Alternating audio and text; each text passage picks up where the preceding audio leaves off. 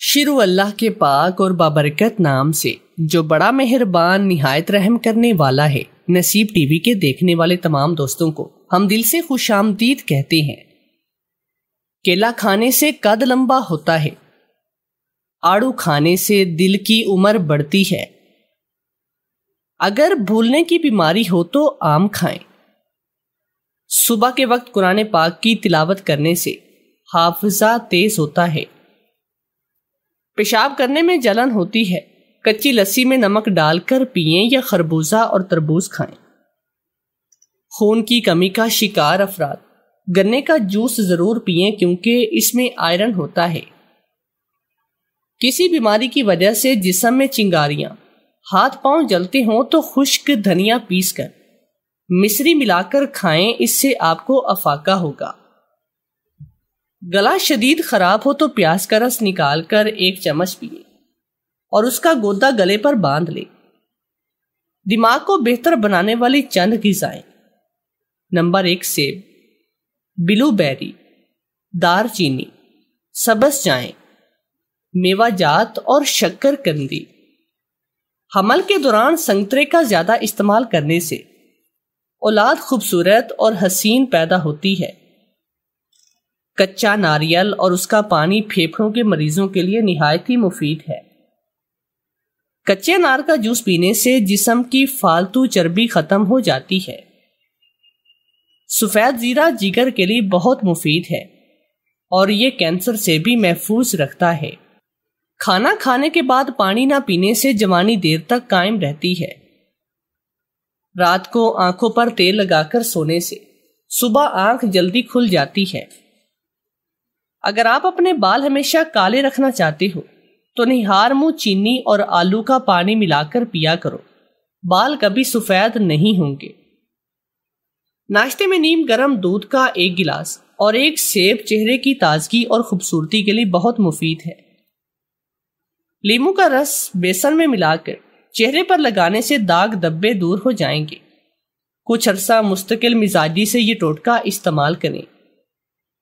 گلاب کا عطر یا جو بھی آپ کو بہت زیادہ پسند ہو وہ خوشبو رات کو سونے سے پہلے تکیے یا کپڑوں پر لگائے، اس سے انشاءاللہ بہت نیند آئے گی۔ رات کو آم کھانے کے بعد دودھ پینے سے نیند اچھی آتی ہے۔ کریلا خون کو صاف کرتا ہے، خون میں موجود فاسد مادوں کو ختم کرتا ہے اور جسم کو قوت بھی بخشتا ہے۔ دماغی کمزوری دور کرنے کے لیے 5 تولہ ملائی میں چینی اور 5 قطرے کلونجی کا تیل ملا کر پئیں۔ نیم کے پتوں کے تیل کی مالش جوڑوں کے درد میں فائدہ پہنچاتی ہے۔ کھجور کھا کر فوراً پانی نہیں پینا چاہیے، ایسا کرنے سے ہاضمہ خراب ہوتا ہے۔ صبح کو نیم گرم پانی پیا جائے تو پیسٹ میں گندگی جمع نہیں ہوتی اور پیٹ صحیح رہتا ہے۔ گوبھی کو زیادہ پکانے سے گوبھی کی غذائیت ختم ہو جاتی ہے۔ جس کو دمے کا مرض ہو اس کو چاہیے کہ وہ جوائن ضرور استعمال کیا کرے۔ جو انسان کمزور ہو جائے اس کو دودھ میں گوشت پکا کر کھلاؤ، اسے بہت طاقت ملے گی۔ شکر کندی زیادہ کھانے سے پیٹ میں ابھار ہو جاتا ہے۔ دوپہر کو 3 روٹیاں کھاؤ تو 90 سال تک بد ہضمی اور قے نہیں ہوگی۔ رات کو آدھی روٹی کھاؤ تو 100 سال تک تمہارے اندر گھوڑے جیسی جان رہے گی۔ سارا دن خالی پیٹ رہو تو 70 سال تک تمہارے اندر چستی رہے گی اور بدن میں طاقت بھی آئے گی۔ کیلا روز کھانے سے ماہواری میں درد کو کم آرام ملتا ہے۔ کیلا مردانہ طاقت کے لیے بھرپور فائدہ مند ہے۔ کیلا روز کھانے سے جوڑوں میں طاقت آتی ہے۔ کیلا روز کھانے سے مرد کو طاقت ملتی ہے۔ کیلا کینسر کے مریضوں کے لیے مفید ہے۔ کیلا دماغی مریضوں کے لیے بھی مفید ہے۔ کیلا معدے کو ٹھنڈا رکھتا ہے۔ کیلا گردے کی صفائی کر کے پیشاب سفید کرتا ہے۔ پیٹ کا درد معدہ خراب ہو جائے تو نیم گرم پانی میں لیموں نچوڑے اور تھوڑا سا نمک شامل کر لیں، کچھ منٹ میں آپ کو افاقہ ہوگا۔ اگر تمہارا پیٹ بڑھنے لگے تو صرف 1 پھل کا استعمال روزانہ کرو، موٹاپا چند دن میں ختم ہو جائے گا اور وہ ہے کچا لیمو کھاؤ۔ سفید چنے بہترین ہیں، بھرپور نیند کے لیے، مضبوط بالوں کے لیے، چکنائی کم کرنے کے لیے، ریشہ ور خوراک کے لیے، آئرن حاصل کرنے کے لیے، جلد کے زخم بھرنے کے لیے، شوگر کو کنٹرول کرنے کے لیے اور نظام ہاضمہ کے فروغ کے لیے۔ تو آئیے دوستو اب چلتے ہیں آج کی سبق آموز کہانی کی جانب۔ بسم اللہ الرحمن الرحیم۔ السلام علیکم۔ میری عمر 12 سال ہے۔ میرے دادا جی حویلی کے ایک گندے سے کمرے میں بیمار عورتوں کو بھیجتے اور 7 دن کے بعد وہ بالکل صحیح سلامت باہر آ جاتی۔ دادا جی صرف عورتوں کا علاج کرتے تھے۔ ایک دن میں کمرے میں جانے لگی تو امی نے پکڑ کر مجھے بہت مارا اور کہا، خبردار اس کمرے کے پاس بھی دیکھا تو ٹانگیں توڑ دوں گی۔ ایک رات میں بیمار تھی اور میں نے سوچا دادا جی کی حویلی والے کمرے میں جاتی ہوں، میں اچانک ٹھیک ہو جاؤں گی۔ لیکن جیسے ہی کمرے میں گئی تو میری روح لرز گئی اور میں غش کھا کر وہاں بے ہوش ہو گئی، کیونکہ وہاں پر تو میرا نام گل بانو تھا، میری عمر 12 سال تھی۔ ہمارا تعلق شمالی وزیرستان کے ایک قبیلے سے تھا۔ ہماری ایک بہت بڑی حویلی تھی، لیکن ایک کمرہ ایسا تھا جہاں پر کسی کو بھی جانے کی اجازت نہ تھی۔ میری عمر اس وقت کم تھی، اس لیے میرے دل میں تجسس نے گھر کر لیا تھا کہ آخر اس کمرے میں کیا ہوتا ہے۔ وہ کمرہ میرے دادا جان کا تھا، بلکہ وہ کمرہ نہیں بلکہ بہت ہی بڑا ہال تھا جس کو بہت ہی بڑا گیٹ لگا ہوا تھا۔ میں سارے گھر میں ادھر ادھر دندناتی پھرتی، کیونکہ 7 بھائیوں کی اکلوتی بہن تھی، اس لیے بہت زیادہ لاڈلی تھی، لیکن اس کمرے کے پاس جانے کی مجھے بھی اجازت نہ تھی۔ میری امی کہتی تھی کہ تم نے اس کمرے میں کبھی بھی نہیں جانا، یہ گندم والا کمرہ ہے، گھر کی گندم اور فالتو سامان یہاں پر رکھا گیا ہے۔ لیکن اگر یہاں پر گھر کا گند یا سامان رکھا جاتا تو میرے دادا جان اس کمرے میں عورتوں کو کیوں بھیجتے تھے؟ اور 7 دن تک عورتیں وہاں سے باہر کیوں نہیں آتی تھی؟ 7 دن کے بعد واپس آتی اور اپنے گھروں کو چلی جاتی۔ ان کے لیے 7 دن کا کھانا بھی، ان کے لیے پانی بھی سب اسی کمرے میں جایا کرتا تھا۔ جب اس کمرے میں کچھ نہیں تھا تو 7 دن لوگ وہاں کیا کرتے تھے، اور وہ بھی عورتیں۔ 7 دن کے بعد عورتیں صحیح سلامت باہر آ جاتی، جبکہ میری امی مجھے ڈرایا کرتی کہ وہاں نہیں جانا ورنہ تمہیں کوئی چوٹ لگ جائے گی یا کچھ ہو جائے گا۔ ایک دفعہ تو صبح صبح مجھے ایک عورت کے رونے کی آواز آئی۔ میں نے دیکھا میرے دادا گھر کے صحن میں بیٹھے اور وہ عورت جس نے برقع پہن رکھا تھا میرے دادا کے قدموں میں بیٹھی تھی۔ کہنے لگی کہ مجھے بھی اس کمرے میں بھیج دیں آپ کو اللہ کا واسطہ ہے، میں بہت پریشان ہوں، مجھ سے زیادہ کوئی مستحق نہیں۔ دادا جان اس سے کہنے لگے، بیٹی بات کو سمجھو، تمہیں منع نہیں کر رہی ہیں، اگلے ہفتے آنا۔ وہ کہنے لگی کہ مجھے ابھی اجازت ملی ہے، اگلے ہفتے مجھے اجازت نہیں ملے گی، میرے گھر میں مہمانوں نے آنا ہے اور وہ 7 دن تک گھر سے نکل نہیں سکتی، مہربانی کریں مجھے ابھی اسی کمرے میں جانے دیں۔ میں گھر کے اندر کھڑی تھی، لیکن مجھے آوازیں آ رہی تھی اور میں چھپ کر یہ منظر دیکھ رہی تھی۔ پھر وہ عورت بری طرح سے چلانا شروع ہوئی۔ دادا نے کہا کہ شور مت کرو بیٹی، تمہاری جگہ بنواتے ہیں۔ جگہ بنانے سے دادا کا کیا مطلب تھا کہ وہ کمرہ عورتوں سے بھرا ہوا تھا، وہاں جگہ نہیں تھی۔ ایسا بھی وہاں پر کیا ہوتا تھا؟ ابھی میں یہ سوچ ہی رہی تھی کہ مجھے پیچھے سے سر میں ہلکا سا تھپڑ پڑا اور میری ماں نے کہا، کیا کر رہی ہو تم؟ منع کیا تھا تمہیں میں نے کہ کہاں بھی کچھ نہیں کر رہی۔ امی ہمیشہ مجھے اس کمرے میں جانے سے منع کرتی تھی، مجھے چھوٹی چھوٹی باتوں سے روکتی۔ میرے بھائی تو سب کچھ کرتے پھرتے تھے، اس لیے میں بھی سب کچھ کرنا چاہتی تھی، لیکن میری ماں کہتی کہ تم ہر جگہ نہیں جا سکتی۔ پر انسان کی فطرت ہوتی ہے کہ جس کام سے اسے روکا جائے وہی کام کرنے کے بارے میں سوچتا ہے۔ اب میں نے اپنی امی کے ساتھ ضد بنا لی اور ارادہ کیا کہ میں جان کر ہی رہوں گی کہ اس کمرے میں آخر ایسا کیا ہوتا ہے۔ ایک دفعہ تو میرے پاس میری ایک دوست آئی اور کہنے لگی، آ جاؤ کھیلیں گے، میں پورا دن تمہارے گھر میں ہی رہوں گی۔ میں نے کہا کہ تمہیں کیسے اجازت مل گئی میرے گھر میں رہنے کی؟ تمہارے ماں باپ تو تمہیں کہیں جانے بھی نہیں دیتے۔ اس نے بتایا کہ میری ماں کہہ گئی تھی کہ 7 دن کے لیے علاج کروانے کے لیے بابا بھی صبح کام پر چلے جاتے ہیں، اس لیے میں موقع دے کر آ گئی ہوں۔ میں نے کہا کہ پھر تو 7 دن کے لیے لگتا ہے تمہاری ماں میرے گھر آئی ہوگی۔ وہ حیران ہوئی کہ میری ماں تمہارے گھر کیوں آئے گی، وہ تو کسی اور شہر میں گئی ہے۔ میں نے کہا کہ تم سے جھوٹ بولا ہے، آج کل جو بھی عورت 7 دن کے لیے گھر سے غائب ہوتی ہے وہ میرے ہی گھر آتی ہے، میرے دادا اس کا کوئی علاج کرتے ہیں۔ وہ کمرہ دیکھ رہی ہونا وہاں پر چھوڑ دیتے ہیں ان کو 7 دن کے لیے. پھر اس کمرے میں کھانے بھی جاتے ہیں، پانی بھی اور باقی ضروریات کی چیزیں بھی. وہ کہنے لگی کہ پھر تو مجھے میری ماں کو ملنا ہے، مجھے بڑی یاد آ رہی ہے ان کی. چلو اندر چلتے ہیں. میں نے کہا کہ اتنی اچھی قسمت نہیں کہ ہماری وہاں کوئی بچوں کو جانے نہیں دیتے تو کیا ہوا، ہم چلے جائیں گے. ہم نے کون سا سب کو بتا کر جانا ہے کہ ہم اندر جا رہے ہیں. میں نے کہا کہ ہم بات تو تمہاری ٹھیک ہے، لیکن اگر پکڑے گئے تو بڑی بے عزتی ہوگی. کہنے لگی کچھ نہیں ہوگا، جان سے تو نہیں ماریں گے. مجھے میری امی سے ملنا ہے، ان سے بات کرنی ہے، ان سے پوچھنا ہے کہ ان کو ایسی کون سی بیماری تھی کہ وہ 7 دن کے لیے گھر سے باہر چلی گئی. چھوٹے چھوٹے بہن بھائیوں کو میرے حوالے کر کے پورا دن میں کام کرتی ہوں، تھک جاتی ہوں، یار مدد کرو میری. میں اپنی دوست کے کہنے پر اس کمرے کے قریب چلی گئی اور سیڑھی لگا کر اندر جانے کی کوشش کرنے لگی.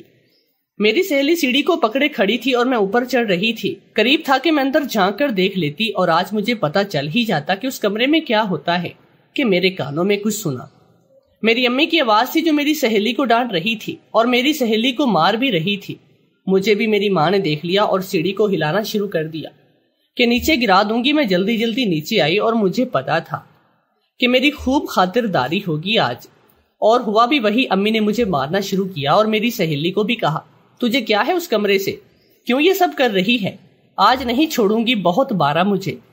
میری سہیلی کو بھی بہت مارا اور اسے گھر سے نکال دیا. شام کو بابا کو بھی یہ بات بتائی تو بابا نے بھی مجھے ڈانٹ دیا. جبکہ آگے پیچھے تو جب امی بابا سے میری شکایت کرتی تو بابا یہی کہتے کہ میری لاڈلی بیٹی کو کوئی کچھ نہ کہے، اس کو تو 7 خون بھی معاف ہیں، جو کرتی ہے اسے کرنے دو.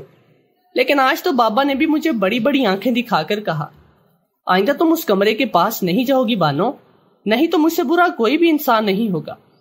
جتنا مجھے میرے ماں باپ منع کر رہے تھے اتنا ہی میرے اندر ضد اور غصہ بھرتا جا رہا تھا.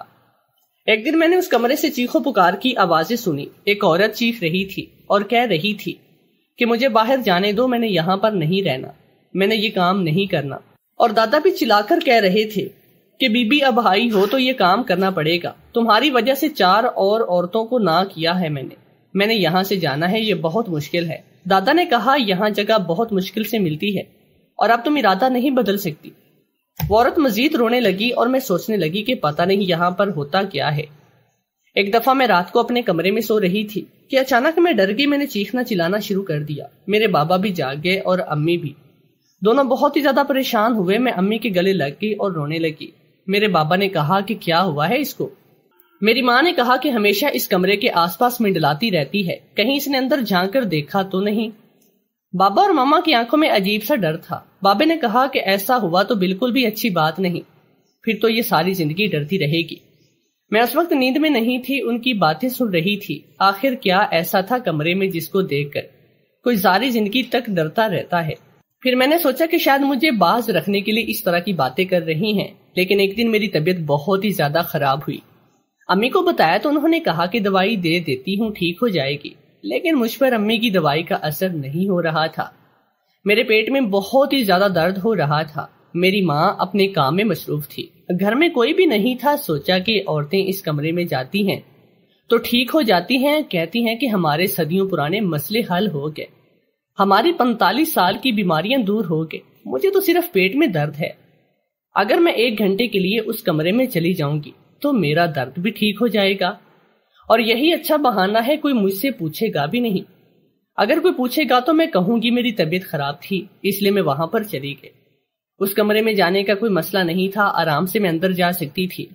اس کے دروازے کے اوپر اتنی جگہ تھی کہ میں آرام سے اس کے اندر سے نکل سکتی تھی. مسئلہ یہ تھا کہ وہاں جانے سے پہلے ہی کسی نہ کسی کو خبر ہو جاتی اور میرا پلان ناکام ہو جاتا. لیکن آج میدان بالکل صاف لگ رہا تھا، مجھے کوئی بھی روکنے والا نہیں تھا.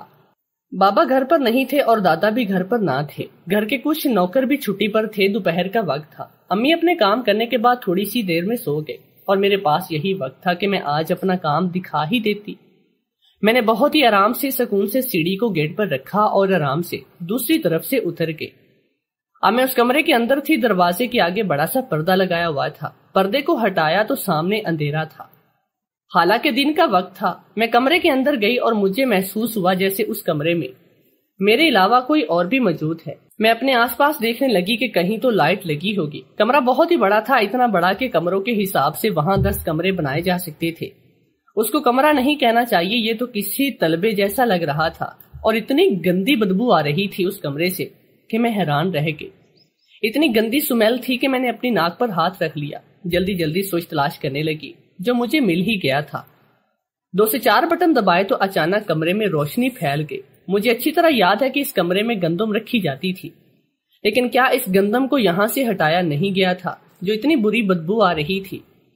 میں نے جیسے ہی لائٹ آن کی میری روح لرز گئی، ہاتھ پاؤں میرے کانپنے لگے تھے، کیونکہ جو منظر میں اپنی آنکھوں سے دیکھ رہی تھی وہ کسی 12 سالہ بچی کے لیے ایک نہایت ہی عجیب و غریب اور خوفناک منظر تھا۔ اس کمرے میں کچھ جانور پڑے تھے جو لائن سے پڑے ہوئے تھے، 7 سے 8 ایک طرف، باقی دوسری طرف۔ لیکن یہ بات میری سمجھ سے باہر تھی کہ ان جانوروں کے سر عورتوں کی طرح کے تھے، جسم گائیں جیسے تھے۔ میں بری طرح سے چلانے لگی اور میں چیخنے لگی۔ وہ ساری ایک ساتھ بولنے لگی، ڈرو نہیں، ایسا ویسا کچھ نہیں، کیوں ڈر رہی ہو؟ اور میں وہیں پر بے ہوش ہو گئی۔ جب ہوش آیا تو اپنے کمرے میں تھی، اور میری ماں میرے سرہانے بیٹھی رو رہی تھی اور میرے باپ کے ساتھ لڑ رہی تھی۔ کیوں کرتے ہیں تمہارے ابا جی اس طرح کے کام؟ وہ زمانے چلے گئے، اب کون ایسے کام کرواتا ہے؟ دوسروں کو بھی تنگ کرتے ہیں۔ گھر میں اس طرح کی چیزیں رکھیں گے تو بچوں کا دھیان جائے گا۔ بچوں کی تو عادت ہے، جس کام سے ان کو منع کرو انہیں وہی کرنا ہوتا ہے۔ اس کا کیا قصور ہے؟ کتنی بری طرح سے ڈر گئی میری بچی۔ اگر ڈر کے مارے اس کا دل بند ہو جاتا، اگر وہیں پڑے پڑے یہ مر جاتی تو ہم کیا کرتے؟ ڈاکٹر کے پاس لے جاتے تک بھی کیا کر لیتے؟ تم اپنے بابا کو منع کرو، اب یہ پرانی روایتیں توڑ دے۔ نہیں کرتا یہ سب۔ اگر میری بچی کو کچھ ہو جاتا تو میں کبھی معاف نہیں کرتی تم سب لوگوں کو۔ وہاں تو کچھ نہیں ہے، بس گندم ہوتی ہے، پر یہ تو اسی گھر میں رہتی ہے، میرے بابا نے کہا۔ اتنی بھی چھوٹی نہیں کہ اچھی بھلی بڑی ہو گئی ہے، 2-3 سال تک جوان بھی یہ ہو جائے گی۔ میری ماں نے کہا کہ بس میری بچی کی جان میرے لیے سب سے زیادہ ہے، میں اپنے گھر میں اس طرح کی کوئی حرکت نہیں ہونے دوں گی۔ ختم کرو وہ سارا کام، توبہ کرے، اس عمر میں اس طرح کی حرکتیں نہ کریں۔ کل کو اگر کسی کو کچھ ہو گیا تو اس کا ذمہ بھی ہمارے گلے میں پڑ جائے گا۔ میں اٹھی اور میں نے ڈرنا شروع کر دیا۔ میں نے وہاں گائیں دیکھی تھی، اس کمرے میں گائیں پڑی ہوئی تھی، لیکن ان کے سر عورتوں کے تھے۔ یہ کیا ہو رہا ہے؟ میں بری طرح سے چلانے لگی اور میری ماں پھر سے رونے لگی۔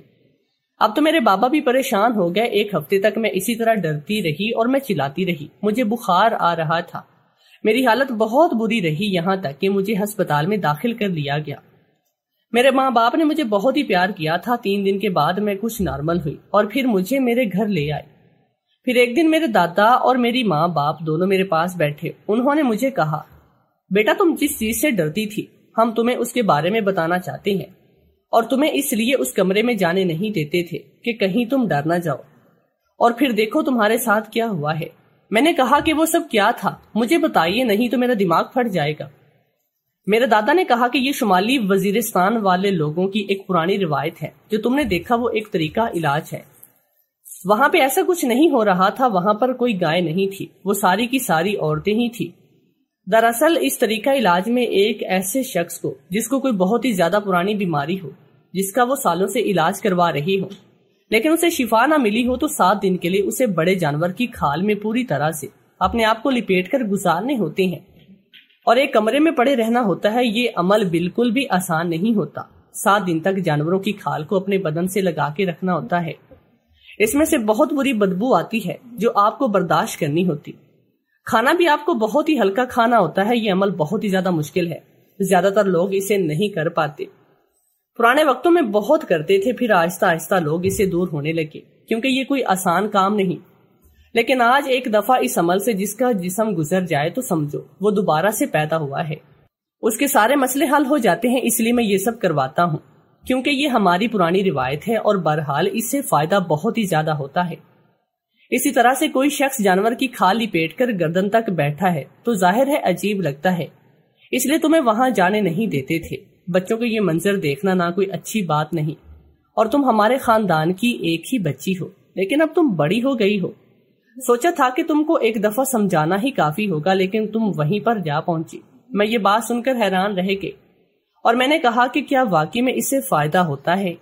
تو میرے دادا نے کہا کہ ہاں بہت زیادہ فائدہ ہوتا ہے، لیکن یہ کام بالکل بھی آسان نہیں، عورتوں کے لیے تو بہت ہی زیادہ مشکل ہے۔ یہ طریقہ صرف مردوں کے لیے تھا۔ کیونکہ عورتوں کا 7 دن تک ایسے بیٹھے رہنا کوئی عجیب بات لگتی تھی، لیکن میں نے عورتوں کا بھی علاج کروایا۔ علاج تو سب کے لیے ہوتا ہے۔ جب مجھے پتا چلا کہ یہ تو ایک طریقہ علاج تھا تو میرے دل سے سارا ڈر نکل گیا۔ اچانک سے میں بالکل نارمل ہو گئی، لیکن میرے ماما بابا نے دادا کو کہا کہ وہ یہ کام نہیں کریں گے۔ میں نے کہا اپنے گھر والوں سے کہ میں بالکل ٹھیک ہوں، آپ دادا کو یہ کام کرنے دیں۔ ایسے لوگوں کا فائدہ ہو رہا ہے تو یہ رکنا نہیں چاہیے۔ واقعی میں لوگ کئی سالوں تک اپنے ساتھ بیماریاں لے کر چلتے رہتے ہیں، علاج بھی کرواتے ہیں، دوائیاں بھی کھاتے ہیں، لیکن اثر نہیں ہوتا۔ اگر اس طرح سے لوگوں کو شفا مل رہی تھی تو ہمیں یہ نہیں روکنا چاہیے تھا۔ لیکن میرے بابا نے کہا اس گھر میں اب یہ کام نہیں ہوگا، کل کو کسی رشتے دار یا کسی مہمان کے بچے آئیں گے تو کیا ہم ان کو بھی روکتے پھریں گے؟ ویسے بھی گاؤں والے بھی آپ کے خلاف ہو رہے ہیں، وہ کہتے ہیں کہ یہ طریقہ علاج عورتوں کے لیے نہیں تھا، آپ نے عورتوں کے لیے کیوں شروع کیا؟ ہمارے قبیلے میں کوئی فساد بن جائے گا، ویسے ہی یہاں لوگ تھے، ویسے یہاں کے لوگ تھے بھی ایسے ہی باتوں پر تو لوگ مرنے مارنے پر اتر آتے ہیں، اس لیے دادا جان نے بھی اس سے مسہلت سمجھ کر ختم کر دیا۔ لیکن میں جیسے جیسے بڑی ہونے لگی تھی وہ مجھے سب کچھ بتایا کرتے تھے، یہ سب کیسے ہوتا ہے، اس کا طریقہ کار کیا ہے، جس طرح سے کرتے ہیں 7 دن تک کہاں رکھنا ہوتا ہے، ایسے مریض کو کھانے کے لیے کون سی چیزیں دینی چاہیے، اسے کتنا پانی پینا چاہیے۔ میرے دادا مجھے سب کچھ بتاتے تھے۔ میں میڈیکل اسٹوڈنٹ بن گئے اور ایک ڈاکٹر بھی بن گئے۔ میرے دادا اس دنیا سے چلے گئے، لیکن ان کا سارا تجربہ میں نے اپنی ڈائری میں محفوظ کر دیا، اور پھر میں نے اس کام کے لیے وہیں پر ایک بہت ہی اچھی جگہ بنائی۔ اس جگہ کو میں نے صاف کروا کے یہاں پر ٹائلیں لگوائی، اے سی بھی لگوائے، چھوٹے چھوٹے کمرے بنوائے اور اس کام کو صاف ستھرے اور اچھے طریقے سے شروع کیا۔ اب یہاں پر نہ صرف مقامی لوگ بلکہ آس پاس سے بھی لوگ آنے لگے۔ وہ 7 دن کے لیے اپنے آپ کو ہمارے پاس جمع کروا دیتے اور ہم ان سے اس کام کے پیسے بھی لیتے اور ساتھ ان کی مدد بھی کرتے تھے۔ اگر کوئی ایسا مریض آتا جو پیسے نہیں دے پاتا تو ہم اس سے پیسے بھی نہیں لیتے تھے۔ اور دیکھ کر یہ میں واقعی میں حیران ہوئی کہ جو کام بڑی بڑی دوائیاں نہیں کر سکتی وہ کام اس طریقے سے ہو جاتا ہے۔ لوگ واقعی میں کہتے ہیں کہ ہمیں ایسا لگتا ہے کہ ہمارے سارے مسئلے ختم ہو گئے۔ میرے گھر والوں نے میری بہت مخالفت کی کہ مجھے کہا کہ میں یہ کام نہ کروں، لیکن مجھے میرے دادا کی روایت کو لے کر چلنا تھا۔ میرے گھر والوں نے تو مجھے اس کام کے لیے پیسے دینے بھی انکار کر دیا تھا، لیکن مجھے پتا چلا کہ میرے دادا اپنے حصے کی ساری جائیداد میرے نام کر گئے ہیں۔ حالانکہ ان کے ساتھ ہوتے بھی تھے، لیکن شاید وہ جانتے تھے کہ میں اس طرح چلی جاؤں گی۔ انہی پیسوں سے میں نے چھوٹا سا کام شروع کیا اور بے شک لوگوں کا فائدہ ہی ہو رہا تھا۔ جب اس سے لوگوں کو فائدہ مل رہا تھا تو پھر عمل کو روکنا نہیں چاہیے۔ کچھ لوگ آج بھی اس کو برا سمجھتے ہیں، اس کے بارے میں باتیں کرتے ہیں، لیکن اب وہ زمانہ نہیں رہا، قانون بھی مجھے نہیں روک سکتا اور کچھ اور بھی نہیں ہو سکتا، کیونکہ یہ کوئی غلط کام نہیں۔ طریقہ علاج تو اس سے بھی خطرناک اور عجیب و غریب قسم کے ہوتے ہیں۔ یہ تو کچھ بھی نہیں، لیکن سب سے اچھی بات یہ ہے کہ جس چیز سے میں اتنی بری طرح سے ڈر گئی کہ 7 سے 8 دن تک میری حالت غیر ہو گئی، آج وہی میرا ذریعہ معاش بھی ہے اور ذریعہ سکون بھی ہے۔ میں بہت زیادہ خوش ہوں اور میں اپنے کام سے بہت زیادہ مطمئن بھی ہوں۔